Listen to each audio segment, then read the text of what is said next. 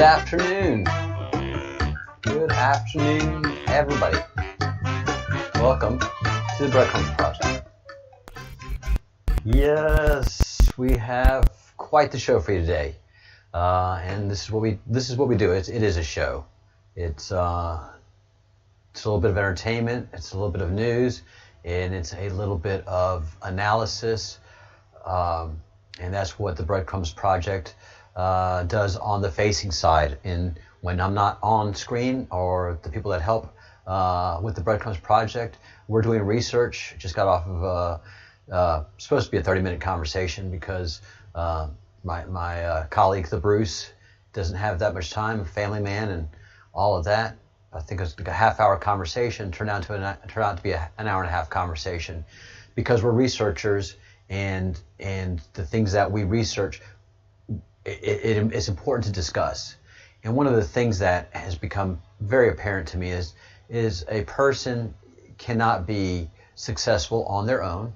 You can be very good, and you can be a success, but to be successful, you really have to partner up and have people that work with you and work for you, and you work for to make sure it's a success. In many ways, I work for you, the viewer. I work for you, the channel subscriber. You're my employer. You're why I come on and do the presentations I do, because I feel a need to teach, I need to talk, I need to share what I learned. And if you weren't here watching, then I wouldn't feed the algorithms here and feed YouTube content that I do on my own and basically for free, if there just wasn't a symbiosis. And my channel has just exploded with a whole new look, a whole new design. It's nothing that I could ever do myself. It's something I've always wanted, but the Bruce has come and given us a look and feel for the channel that reflects who we are and what we do. So I'm grateful for that. Grateful for you guys watching, grateful for the subscribers, grateful for the members of the Breadcrumbs Project. So if you haven't already, please join the Breadcrumbs Project and become a member of the Crumb. It's actually a fellowship. It's not a member, it's a fellowship of the Crumb. And it's a gathering of not like-minded individuals, but like similar-souled individuals. We share a spiritual connectivity where we're curious, we ask questions, we want to learn. I'm always learning. I'm always doing research. That is what I do. I have a wealth of knowledge. I have quite the library of videos.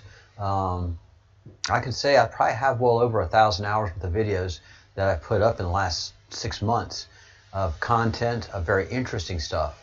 One of the most interesting things that I think I've done is this right here.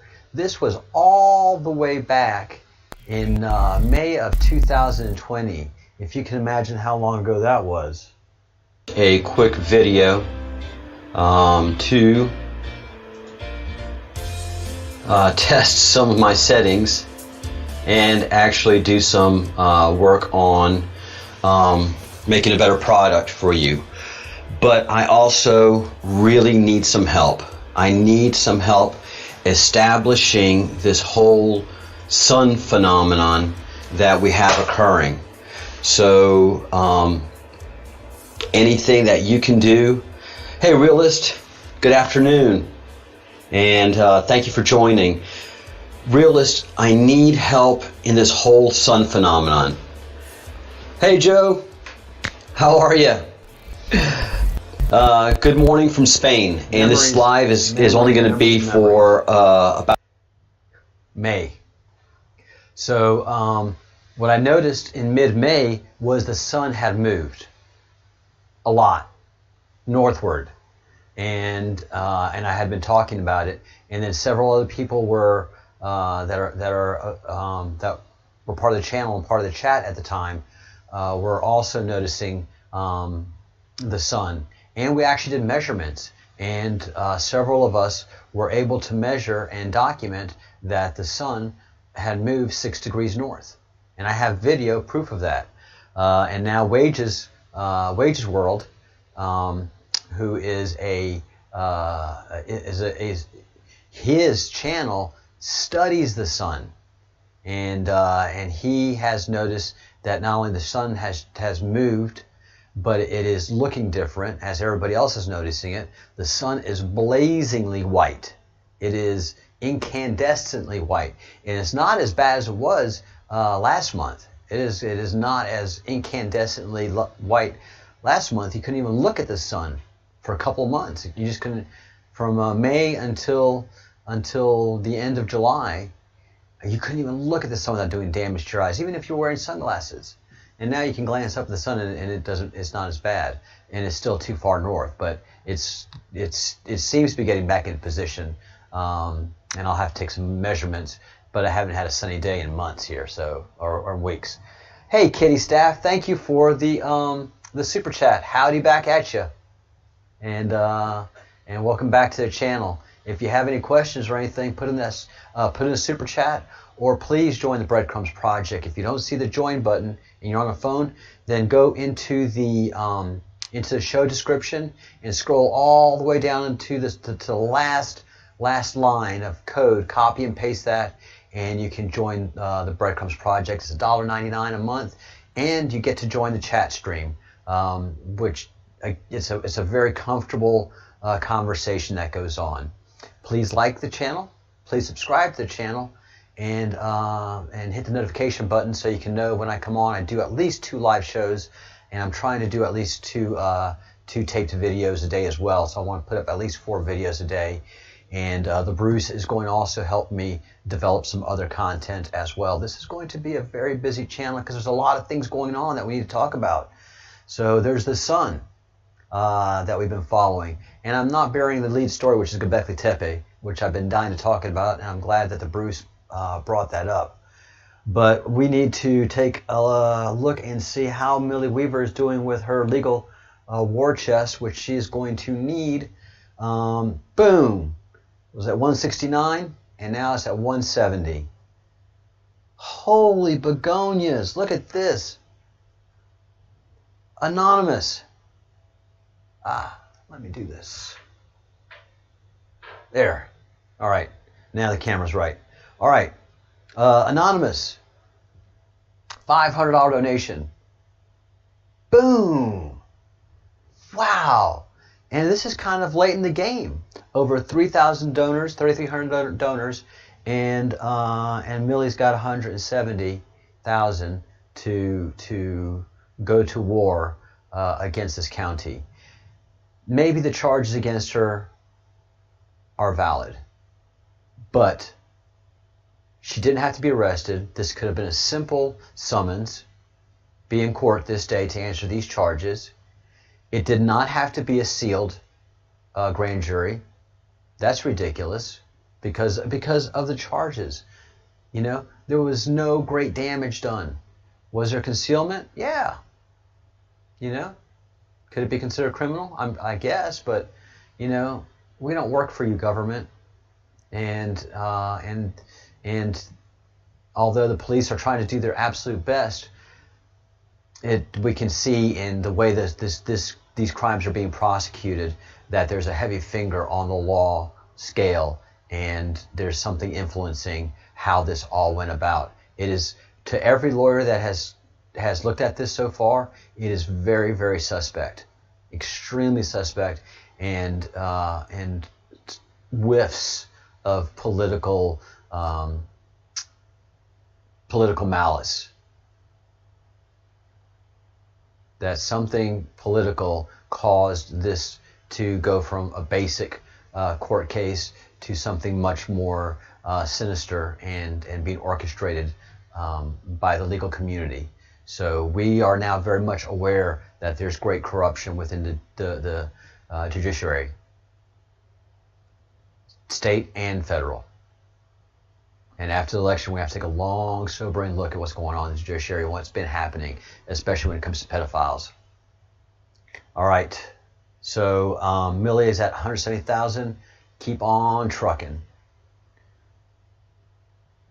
And, you know, the police do their very good work that they're professionally trained to do. And you can expect no more and no less from them. They are human beings too. And it feels like there's a great relief going on through the police community, although there's a great sadness and despair happening at all of the riots and killings and damage and abuse that these rioters are heaping on society. There's also a very good thing happening, and unfortunately it's happening too quietly, and that's the children are being saved. The children are being saved, and that means the world to me. So a one-day initiative that took place in September 26 recovered 123 of 301 children that have been reported missing.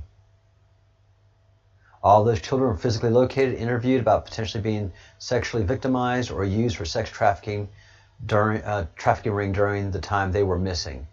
And again, that's 123 of 301.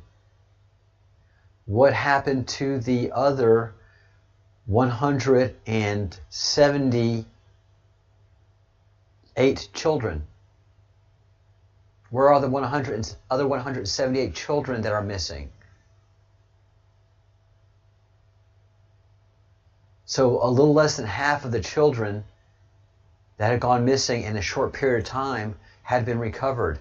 That is the consumption rate of the pedophiles.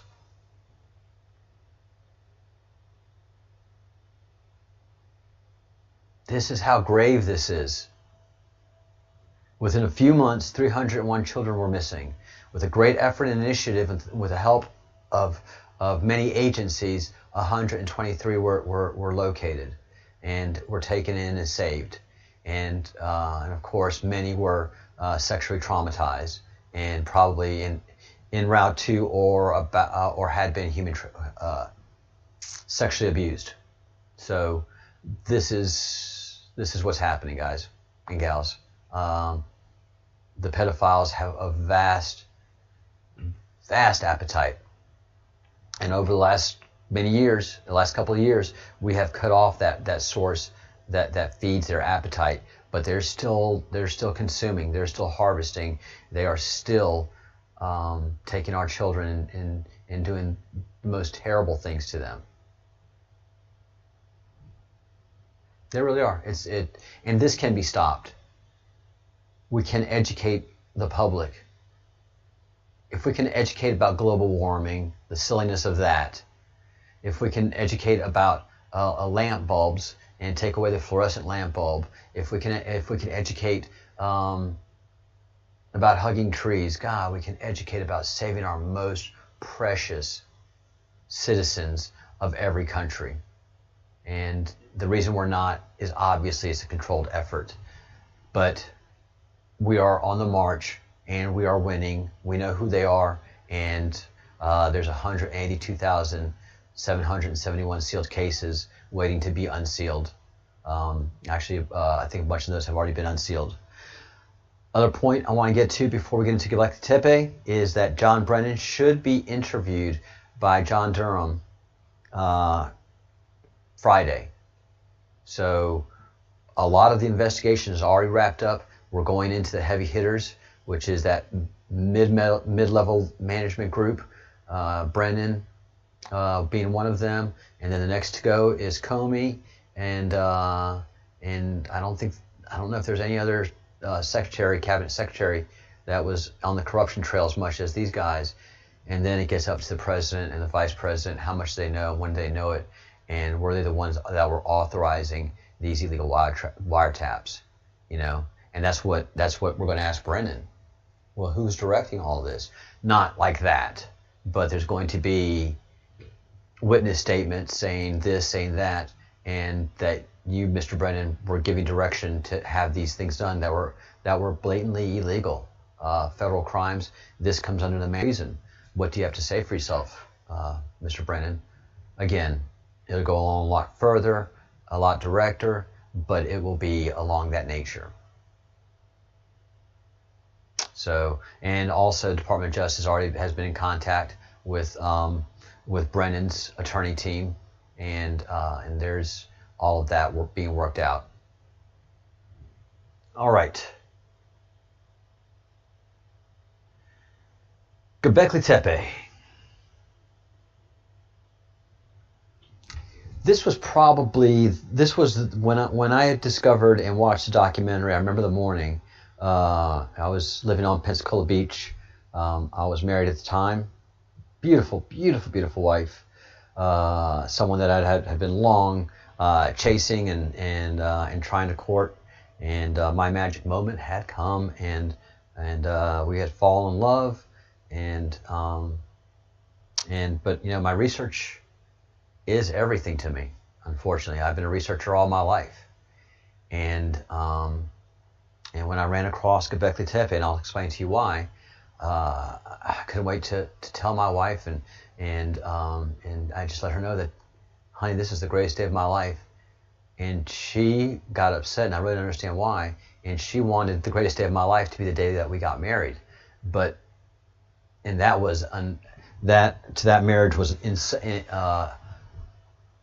unsufferable moment. The damage that happened there greatly affected the marriage, and we had to go our own way, because I love her, but history is my passion. Archaeology has consumed me my entire life, and I've always felt that just something is not right in the archaeological record and the story of mankind, because I know for a fact that evolution is not real. In our genetic code, we cannot tell you what ape we came from. What has finally occurred is that there is been determined to be a singular Adam and a singular original Eve, an original Adam, original Eve, and then everything came out of that. Well, that's the story of genetics. You have your two progenitor creatures, your two progenitor beings that you base off of everything else that comes through. Yeah. Just in that statement alone, there is. It tells you that evolution did not happen. You know, we had a basic male and a basic female, and out of those two, genetic modifications were made to make different races of humans, and to have a base to play off of. And there is no evolutionary record in anything human. We had Denisovans, we have the hobbits, we have different humans that suddenly appear in the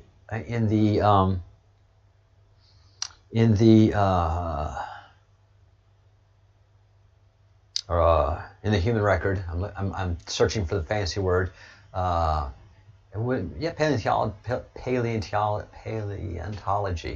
Paleontology, the paleontological record, and the biological record doesn't show where, because the hobbits were on their own individual island, there was no evolution. They just showed up on that island at that size.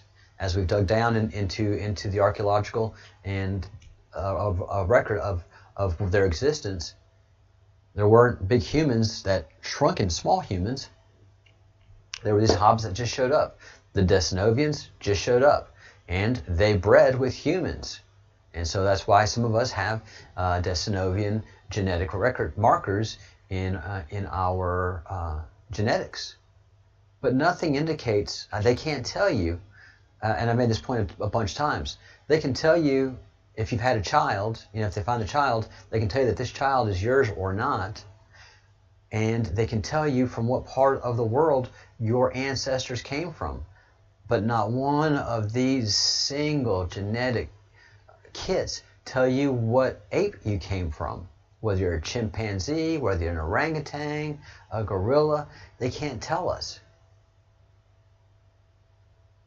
And so it's and we have 22 chromosomes, and apes have 23 chromosomes. You can't lose a whole chromosome set in evolution. It just doesn't work that way. Evolution is building on one generation after another. So you make the genetic code much longer and much more complex. Finally, our genetic code is super short, super clean. When they were doing the Human Genome Project, which was mapping the human genetic code under President Clinton, it became a private and public effort because the universities were going to do what they were going to do. They were going to make long careers out of studying genetics, and there were no hurry to decipher the genetic code. Whereas the private community, especially the medical community and the very well financed and very profitable and very aggressive pharmaceutical community, very much wanted that genome to be mapped and for us to be able to study the genome and understand illnesses and causes and cures. So that whole process got very tangled and frustrating. And finally, a whole private consortium got together and said, we don't care. You're not going to tell us we can't do this. Which is true. You can't pass a law to tell scientists you cannot decipher the genetic code. That is sole property of the government. The government was trying to do that and was successful for it for about a year in having hearings and discussing it and how dangerous it would be to let the private space decipher the genetic code. This should strictly stay in academia. And this was the time of big titans of tech, and they said, bull, we're deciphering it. And there they went. And suddenly, all of a sudden, government and academia like, oh no, we have to keep up. And that competition, that fierce competition, caused the genetic code to be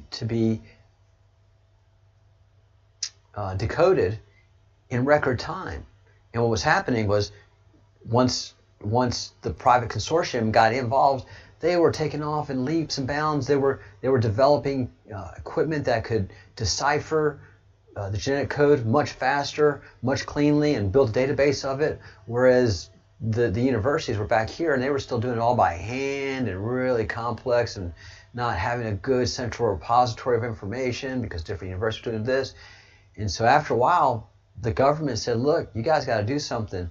So what did government do? They started buying the machines that the companies that were doing the genetic deciphering had developed to speed things up. So the government was using the same equipment as their competitors. And the competitors said, well, yeah, sure, I'll sell you this.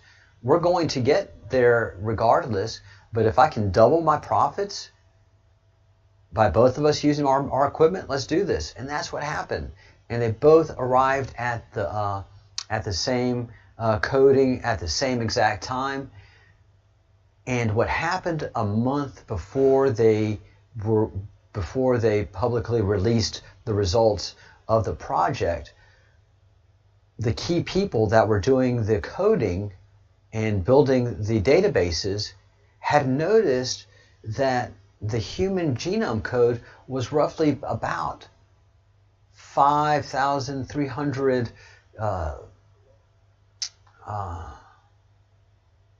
chromosome sets in its rendering, and we should have a lot more if we had evolved.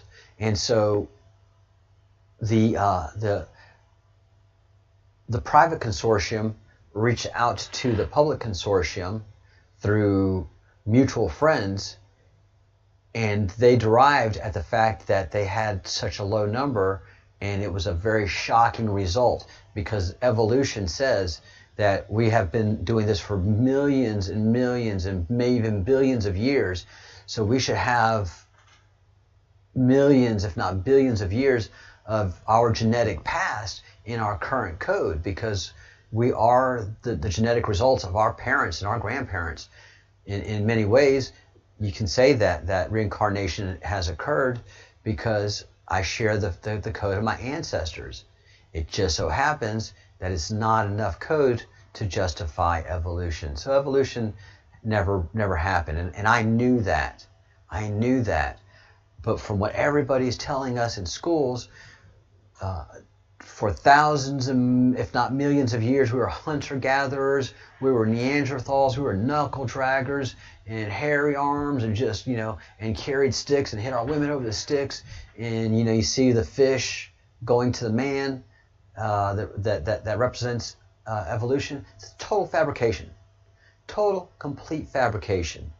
We now know, because we've studied Neanderthals and we've looked at their bone structure, and we've even been able to decipher the genetic code of Neanderthals, and have been able to do reconstructions of them.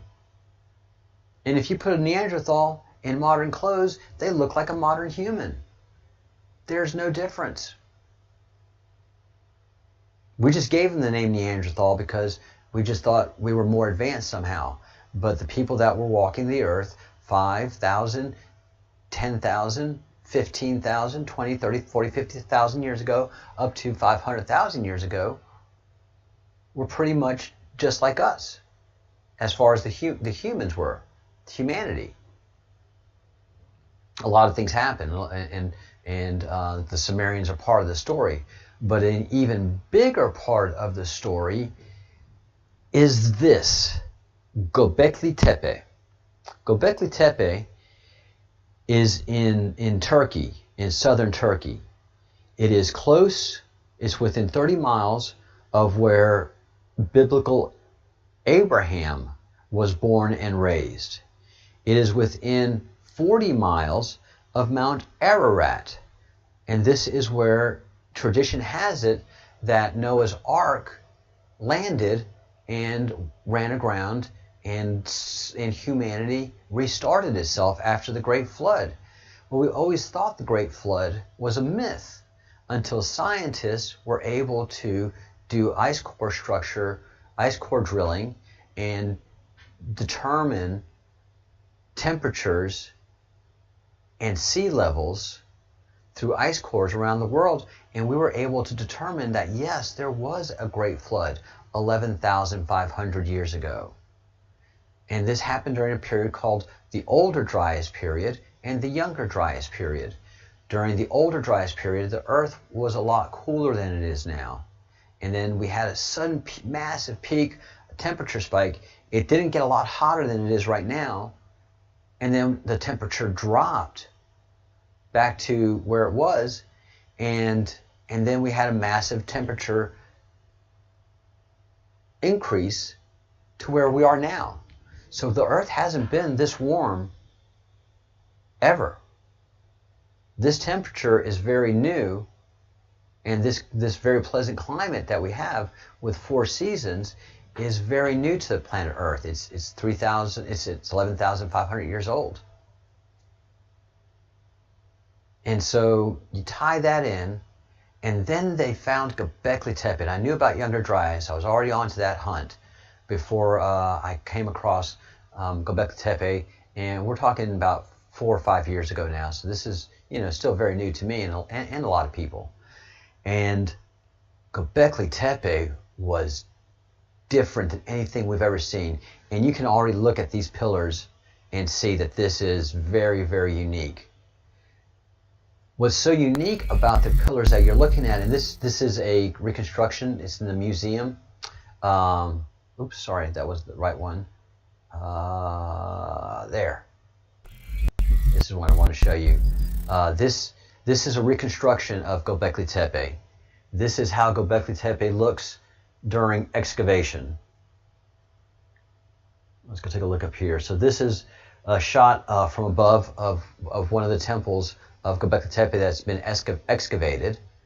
And supposedly there's 50 to 100 of these within a 200 to 300, maybe let's go about 500 square yard area. And it's a massive facility. It's got a vast amount of buildings. And these are the excavations. It was found by archaeologist Schmidt. Is it Craig Schmidt? I will have to look up, but archaeologist by last name Schmidt, a German archaeologist, who noticed something odd in the ground, and it happened to be the top of one of these pillars. And this is when they started doing the excavations. And this is just the basic excavation that happened. But look at the size of the people, and look at the size of the pillar. Look at the size of the people, look at the size of the pillar. And notice that this has been, that these were in dirt. And the interesting thing about this temple that was buried in dirt is that it was buried on purpose and carefully. So people buried this and covered this site on purpose. And we know through carbon dating of different animal bone and the animal antler that this was buried 11,000 years ago. So we don't know how old these temple sites are. And I'm using the term temple just to give it a context to start out with, to wrap our heads around. But this is an incredibly old, well carved, in relief, extremely well carved in high relief place that breaks the timeline of humanity that we understand it to be. We understand that the first high relief carvings that were done in Egypt. And they were done 4,000 to 5,000 years ago. This blows Egypt off the map by 6,000 years. And then when you look at the different carvings that have been found, and then you look closely at these two depictions in the middle, first of all, you notice they're huge. And then they are balanced on their feet.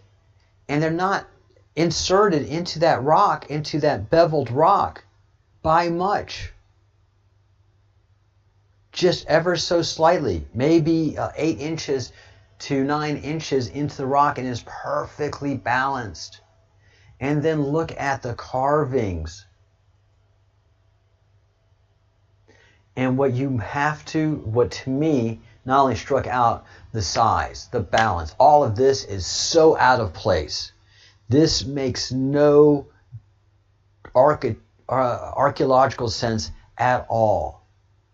This does not agree with the evolution of mankind by a long shot. We should not have the tools to do this. We should not have the ability to do this. We should not have the aptitude to do anything like this. We were supposed to be knuckle draggers. It wasn't until the Sumerian and the Egyptian societies 5,000 to 6,000 years ago that anything organized should have happened like this. And again, the high Egyptian societies and the Sumerian societies had no progenitors.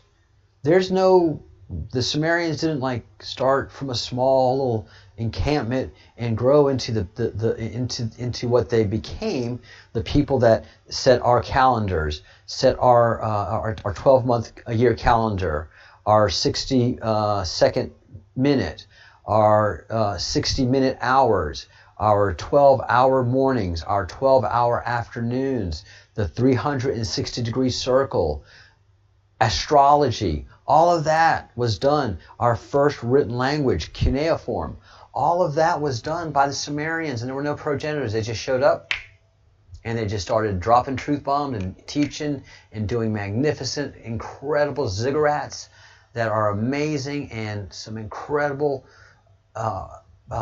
carvings in granite and monumental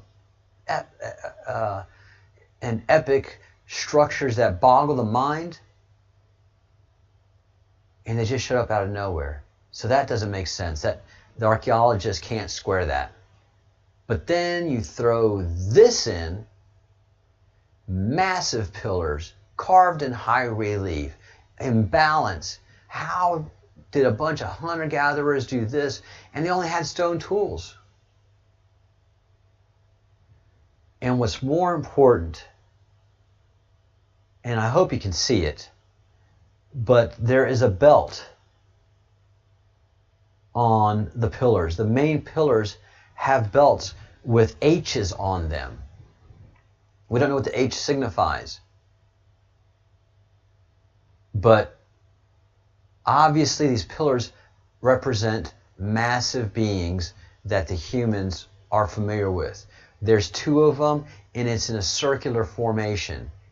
It is obviously a place where humans would come to be taught something. It is some kind of school, some kind of teaching thing. It is not a temple. There's nowhere to sacrifice. There's nowhere to do ritual. There is a place for water, a pool for water, and then the circular room with the 2 main pillars, which represent 2 main giant entities that were wearing sophisticated belts and had massive heads. And they had arms, because if you see on the sides, these pillars had arms, and they gather to the center in much the same fashion that the, let's see if it has a good depiction here. They gather in the same form that the Moya do in Easter Island. Let's see if I can do a search of arms. Here we go. Excellent.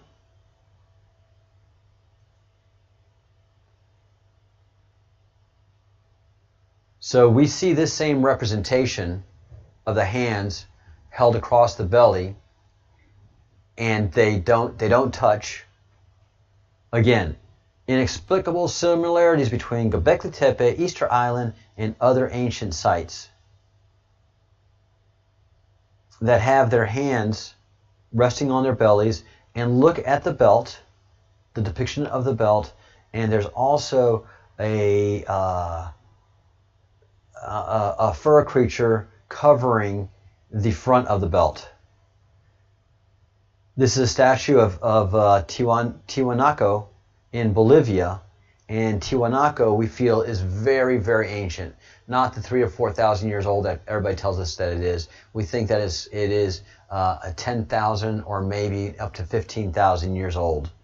Tiwanaku. It is definitely not a modern place by a long shot.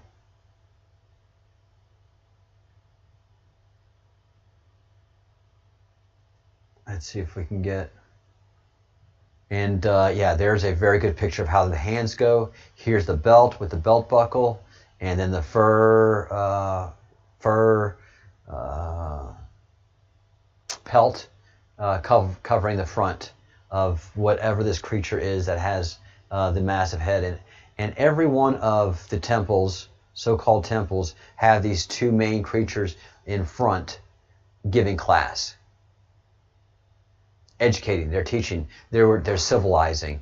And many of us feel that Gobekli Tepe is the first classroom created by alien beings that were trying to help us, trying to bring civilization to us. They couldn't hang around all the time and teach us all the time, so they created these classrooms, and oral traditions were passed on in these very impressive facilities. So as the humans at the time could go out and gather more humans, they would bring them over to Gobekli Tepe.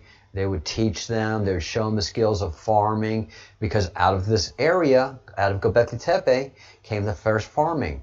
Within again 30 miles within where Gobekli Tepe is and the biblical home of Abraham is where the first wheat was established. That is scientific. That is factual. And out of this area is where the first not only wheat but just many grains, many fruits, and many animals goats came out of this area. The first cows, the original cows, came out of this area, that Gobekli Tepe and Mount Ararat and the biblical home of Abraham existed. So in this area, all of these things started happening, and Gobekli Tepe explains it perfectly. You had a university, a place where oral traditions could be taught, where humans would be duly impressed and pay attention. They were fed because there's animal bone and there's animal antler. There's proof that food was being consumed there. There's no proof that food was being prepared there. So there's a lot of open questions about Gobekli Tepe that very few people are asking, because you're not allowed to ask these questions. This is hidden history. But a lot of us feel that part of the Great Awakening, a lot of these things are going to come to us. Well, first of all, two facts. The United States of America has established a Space Force. Why? We never needed a Space Force. We have the Air Force and we have NASA. That should do it for us. I don't think we have any great urges to go on galactic conquest. So why would we establish a Space Force? Weird. And then it was announced this week that last week that the Department of Defense, the Pentagon, is establishing an office to gather, research, and be a center for UFO tracking activity. We have documented proof. The President and the UFO and the Pentagon have both said that yes, we do have, obviously, and for a long time, unidentified flying objects that we have filmed with jet fighters, and you can hear the voices of the jet fighters that are recording it. These aren't airplanes. These aren't phenomenons. They're recording. These are massive amount of UFO activities that we've been able to film, document, and a lot of the sailors that have seen this both in the West Coast and the East Coast. This has been happening on both coasts and in the center of the country, and as many of us have recently, over the last 5-6 months, have seen our first UFOs. Some of us see them every night and send me video. Yep, here they are again in their little floating bits, and they travel in their own directions, they do their own things, and they're up there for hours, so we know that they're not drones, because drones have 15 to 30 minute battery at best capabilities these days, so they're not drones. They're definitely unidentified flying objects of some sort. And so we have established an office in the Pentagon, publicly and visibly. And this can only mean that something is coming. This is more projection. This is what Donald Trump does. He projects grand events, such as the imminent Assange and Snowden pardons that we expect any day now. So when I saw this, I knew that I had been lied to. I knew that archaeologists knew about Gobekli Tepe and they're ignoring it. This should be by far the greatest archaeological find in modern history. This should be front page news. National Geographic should be dedicated a whole year to Gobekli Tepe, because it's out of place. It rewrites history. It fundamentally rewrites history. Humanity started civilization not in Egypt and not between the Tigris and the Euphrates, but up more north by the traditional birthplace of Abraham and the traditional place where the Noah's Ark had landed. So Gobekli Tepe is a game changer. And then noticing that no one was talking about Gobekli Tepe except those of us who are truth seekers, Man, I knew there was something covering up. Something was causing. This is when I first touched the dark shell of the pedophile, satanic cannibals that run our world and have been running Western Europe for thousands of years. Because this is an honest to God scientific discovery that changes everything, and therefore it wasn't allowed to be released, discussed, and disseminated. It's been crushed, just like any talk of pedophiles.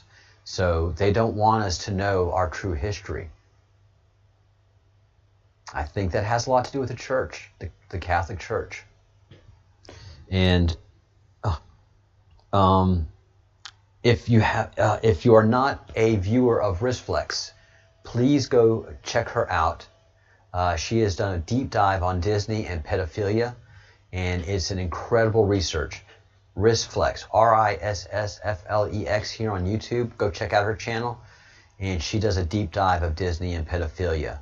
And you would think that Disney would make sure that anybody that works for Disney has a background check of pedophilic charges. No. If you're a pedophile and that's on your record, come work at Disney. They recently did a bust of 60 employees. Most of them were prior offenders, had records of sexual trafficking of minors and pedophilia, and yet they were allowed to work at Disney. I'm sure they were encouraged by their fellow pedophiles to go work at Disney. If you can't get a job as a pedophile, Disney will take you.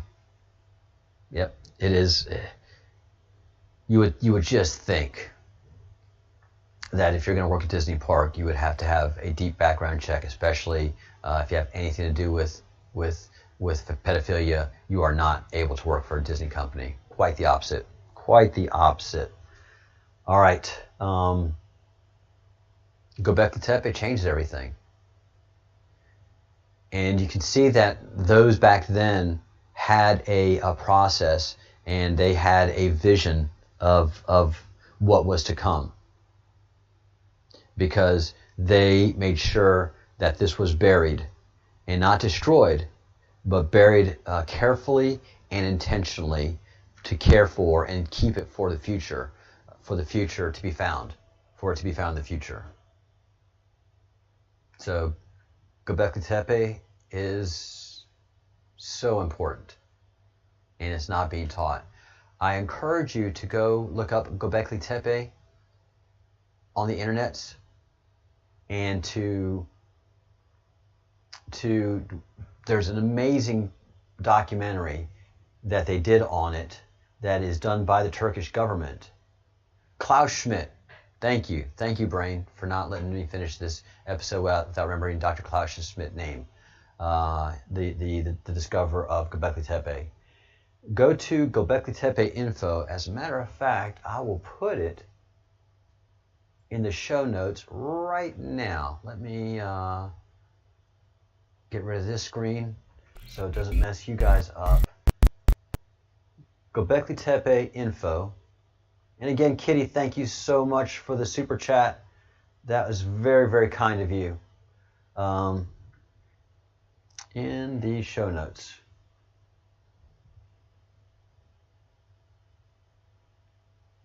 Oops, that didn't grab.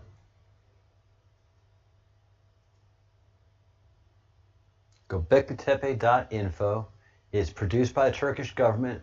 Turkey is very, very, very, very proud of Gobekli Tepe and have done a great job of curating the site and of giving it national importance and significance.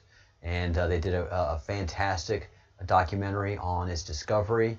You have some people that are speaking in Turkish during the documentary, and the people that are speaking in Turkish are the doubters. And then you'll have the announcer come back and give clarification. Have they excavated all of Gobekli Tepe yet? Is there more still to be excavated? They have excavated close to probably 1 to 2% of Gobekli Tepe.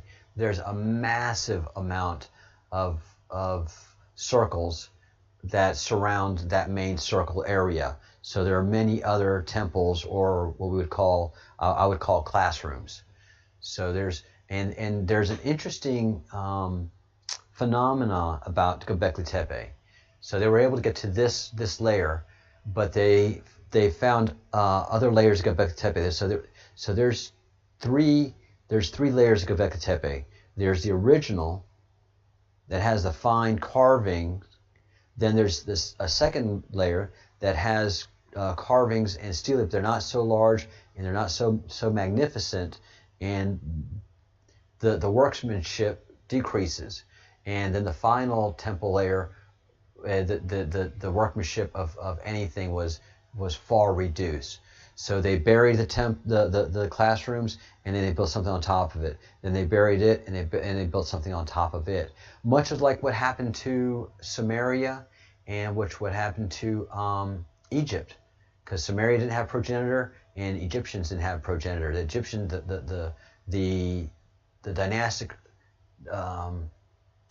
the ancient dynastic Egyptians, which they say go back 50 to 80,000 years, and that's how old the pyramids are. Those who built the pyramids didn't continue doing great massive buildings. They did the pyramids and the original Sphinx, and that's about it. So they did these magnificent things, and then they didn't continue the technology, and that's not how it works. Because humans, for the most part, as we do now, once we started the industrial age, we keep building things better and better and better. We learn, we improve, we learn, we improve, we learn, we improve. What happened at some point in time is we had a great civilization.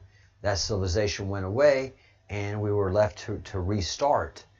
And we restarted very slowly and very gradually, but there were people that were living all over the world, but we weren't civilized. And something came in and civilized us. We had to be taught civilization. It wasn't just, boom, here you are, you're civilized. And that story is told in the Sumerian tablets that are kept in the basements of museums in the dark and locked away from us being able to study and understand them all over the world now. And there's still many cuneiform tablets still buried throughout Iraq in the Sumerian areas that clearly dictate who we are, how we got here, who humans are. We're just not allowed that forbidden knowledge. And if you go search for it, it's muddled in confusion, and you have to make your own conclusions. But the information is definitely out there, and we will certainly be finding out more of it. Absolutely. So to answer your question, that is an entire campus of classrooms. Gobekli Tepe is a giant university, a giant open-air university that has astrological significance, and that has religious significance, of course, connotation, and then it also has spiritual significance, and it has basic educational significance. And one thing that you, after you study stone circles, you realize stone circles are basically classrooms and research facilities. They are used at night to read the stars, and an oral tradition is given to shaman after shaman after shaman that is curating that stone temple.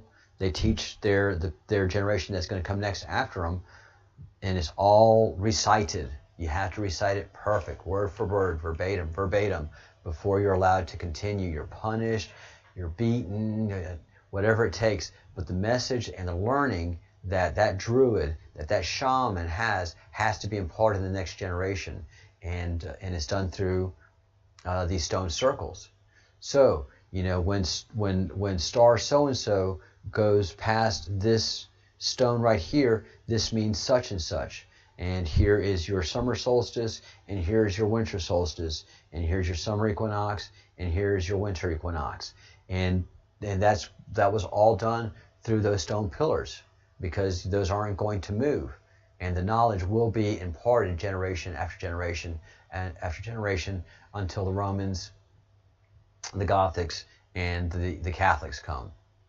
And they just cause basically absolute civilization amnesia to happen, as Graham Hancock says it so well. And we do suffer from amnesia. We do not know our past. And we have a mainstream media that has dumbed us down to the point of us not even be able to make sense of common sense anymore. So we do live in fraught times, but there is a great awakening occurring, and the golden age is in fact upon us, and is coming quicker and quicker every day. All right, did I answer your question? Bruce, did I answer your question? Anybody have any questions? I believe there was a question maybe that came in through the email machine. Oh, Ashley.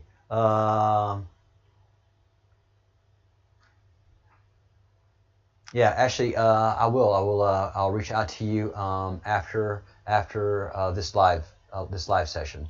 So I'll be giving you a call shortly here. Randall Carlson. Oh, wow, Randall Carlson. Yeah, I have a hard time remembering Randall's name as well. Yeah, Randall Carlson is a great truther, like many of us, who saw things in the geological record that didn't square with the academic story of the United States and what he was seeing. He was seeing and you can see it. The Grand Canyon is proof of a great flood that came through the United States of America. The Badlands of the Midwest is an indication that there was a great flood. And you can even when you go through Texas, after you leave Louisiana and you get a little bit past Houston, suddenly you go down and you feel like you're in a giant lake, and you are. There was just a great flood. And Randall Carlson, great mind, great genius. Like he didn't want to become a geologist because he wanted to eat and have income to survive on for a living. He didn't want to be an academic, and he certainly, after a while, noticed that he did not want to be under the rigidity and the closed-mindedness of the academic community. He knew that what he was studying would be taboo in the academic community, and so why bother? Why bother? You know, he studied geology. He just never got a geology degree, because why be under the constraints of that? Why have to protect and justify your degree? You know, you don't have to have it. And so Randall Carlson was able to prove that there was a great flood that covered the United States of America and carved out a great swath of the Midwest, and ultimately creating the Grand Canyon, because the Grand Canyon did not happen over time. You look at the Grand Canyon realistically, and you see that was a fast-moving floodwaters that carved that out. That's not over time. And it also gives you an idea how big it is. I've been to the Grand Canyon. It is a grand canyon. It is an impressive thing that it takes your mind. You wrap your mind around it, and you can't. You see a helicopter come overhead and go over to the middle of the canyon, and then it's just like a little dot, and then it starts to go to the bottom of the canyon, and it goes away. It's it's huge. It's massive, and it was carved out quickly, and I was able to prove on my own that all of the debris, all of the rolling rock, and all of that stuff that came out of the Grand Canyon and out of the Badlands creates the hills of Oakland and San Francisco, and the great hill lines of Middle California. Because, and I have video proof, I went through all of the hills of Oakland Hills right outside of San Francisco, and those hills are made of rolled rock, mud, compacted mud and rolled rock, which would be considered river debris. And these are 400, 500 feet in the air. How can you have river debris 400 or 500 feet in the air and the whole thing made of river debris unless it came out from a great flood? Randall Carlson, great guy. What a great way to wrap up this live stream. We did a lot. We talked about a lot of things in this live stream, and I've done yeoman's work. Please do not forget about the children that are still being held captive. Please do not forget we still have the fight of pedophiles ahead of us, and we're fighting them every day. And I'm engaging in different battles. So stay true to that. Stay strong to that. And please, please, please, please, think positive thoughts. Think positive deeds. And say positive words. And it's just build that positivity up. But fundamentally,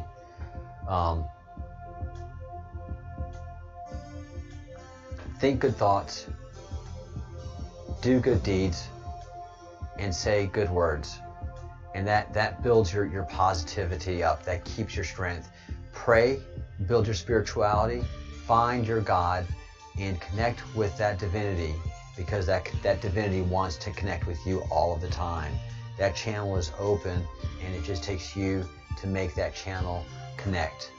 And if you haven't subscribed to the channel yet, there's going to be a button popping up right here that's asking you to subscribe, and then my next video will be popping up right there, or my last video, for you to take a look at and become familiar with our channel as we grow.